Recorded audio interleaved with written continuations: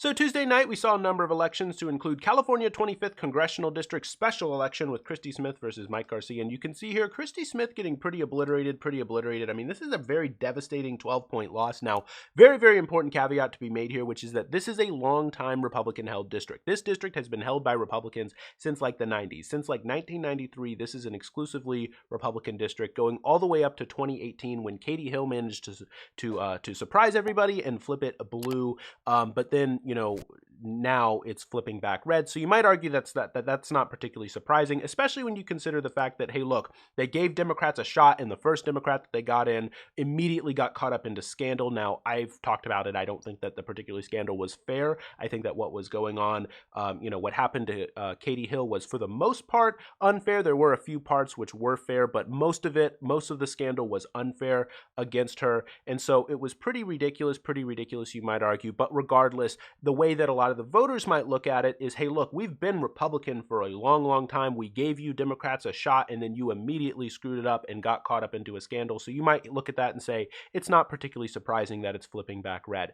However, I think, though, it does pause for us a moment of reflection, because this is the first time. Christy Smith is the first person to lose a district for Democrats in the state of California since 1998. So it's also embarrassing in many respects for Christy Smith, and I think that it does pose for us a moment of pause. Now, I should, important caveat here, many blue check marks on Twitter are arguing that, actually, look, what we're going to see is that in November, when voter turnout is higher, when they have that presidential election voter turnout, it's going to flip back blue, and Christy Smith is going to run again, or win, because what's going on right now is that Mike Garcia won to finish out the rest of Katie Hill's term, and then in November, there's going to be another election, and Christy Smith is going to be going up against Mike Garcia again. So people argue that Christy Smith will win then. Now, I don't know, right? Like, that's an empirical question. We're just going to have to see whether or not Christy Smith manages to win in November or not, though that is a very, very significant margin that she's going to have to pick back up. Now,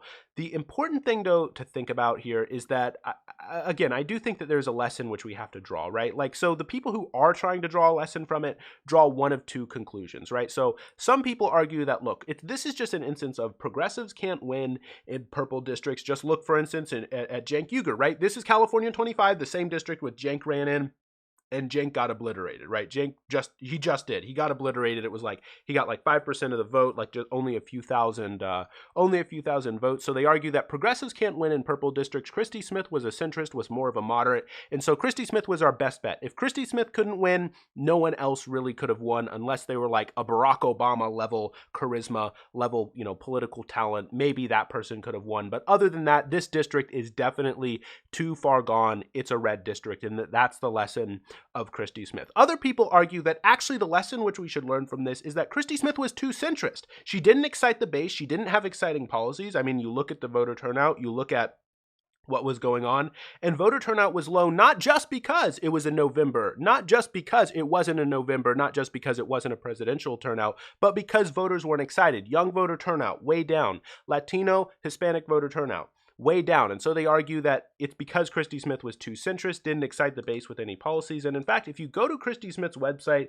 I mean, you can see here, this is Christy Smith's priority page. She doesn't even have an issues page. She just has like a priorities page.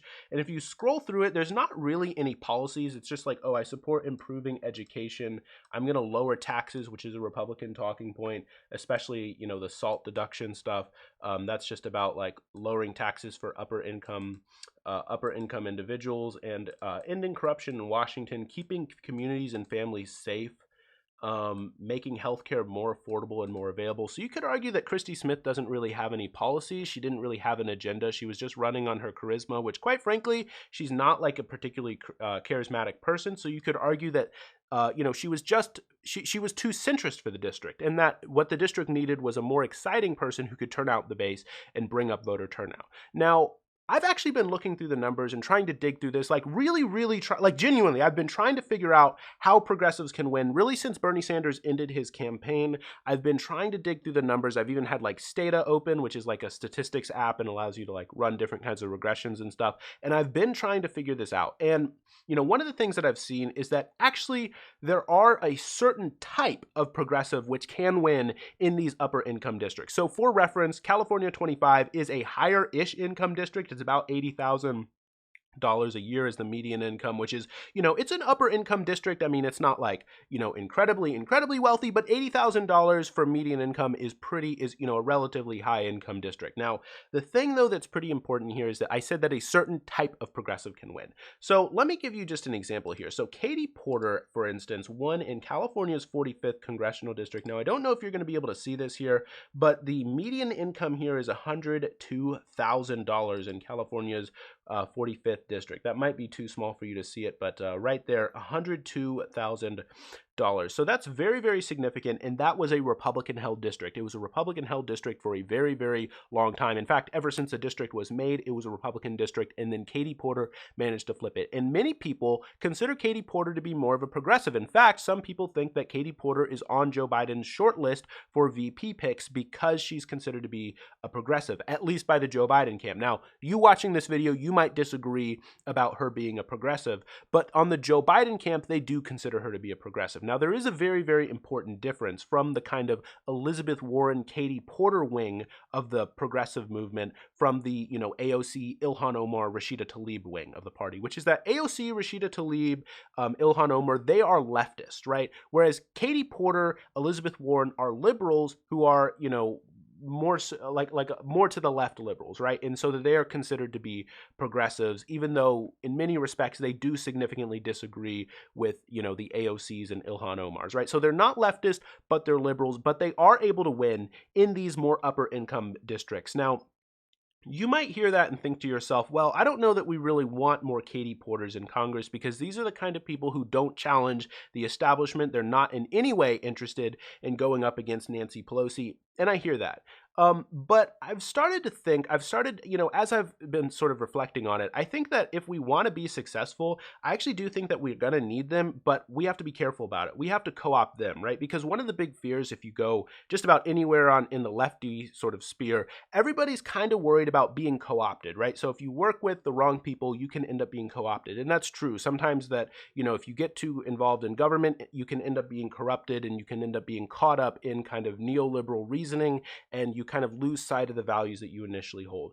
However, if you also read democratic socialist literature going all the way back a couple hundred years ago, the strategy of democratic socialists was that what we do is that we get into power running on social democratic platforms and social democratic policies, and then we Trojan horse our way into a post-capitalist world, into a post-capitalist society by building in various kind of trigger points, various kind of, turns and switches inside of those social democratic policies, and then basically sort of co-opt the social democrats, co-opt these kind of liberals, co-opt the Elizabeth Warrens, co-opt the Katie Porters of the world, and trick them into turning into a post-capitalist society. So, I mean, this is in many respects a strategic debate, strategic argument, but if you want to look at the historical arguments with democratic socialists made, they always argued that what we need to do is work with the Katie Porters, work with the Elizabeth Warrens of the world, and then trick them as opposed to letting them trick us. Because that's the thing that everybody gets worried about. They worry that, look, if we try to promote, the Elizabeth Warrens of the world, we're going to get tricked by them. And I hear that argument and I hear that, but I think that it's a strategic debate which we're going to have to work out. And you can let me know what you think about it down in the comment sections. I'm trying to work through it, trying to figure out how I feel about it for myself. But I do think that those kinds of Katie Porters of the world can win in those kinds of districts. We can win. We can run more than just the centrist, more than just the moderates in those kinds of suburban upper income districts like California's 25th congressional district, because I do think it is a little bit of both, right? Like I do think that, Christy Smith is going to have a better shot in November. We're going to have to see if she's able to make up that 12-point difference, to make up that devastating 12-point gap. But I also think that it is just a simple fact that she isn't a particularly exciting candidate, right? Like she wasn't even running on any serious policy. And if you look at, like, for instance, Katie Hill, yeah, she was an establishment person. She was in many respects just kind of following the lead of Nancy Pelosi. Like she was, trying to follow right behind Nancy Pelosi. But Katie Hill ran on Medicare for all, right?